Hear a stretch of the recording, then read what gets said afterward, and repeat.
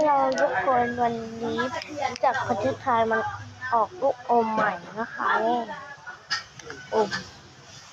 เราจะมากินดูมันออกมาจากแบบนี้แล้วมันก็จะมีของเล่นอันหนึ่งลูกอม2 อัน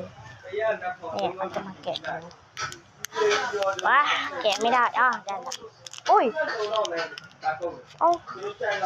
ทำไมเป็นสีขาวๆกินแล้ว1 2 3เฮ้ยเปรี้ยว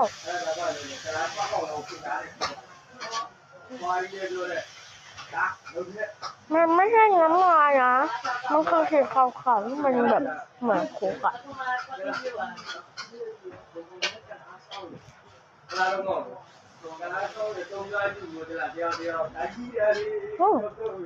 เริ่มหวานละมันเปรี้ยวแล้วมันก็จะเริ่มหวาน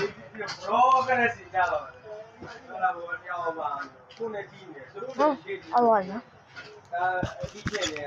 นี่ค่ะแบบนี้เลย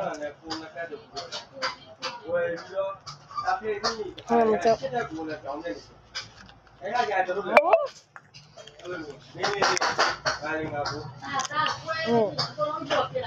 นี่อันนี้มันเท่าไหร่นะ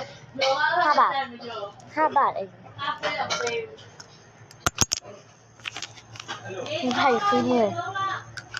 มันไทยขึ้นไทยนั่น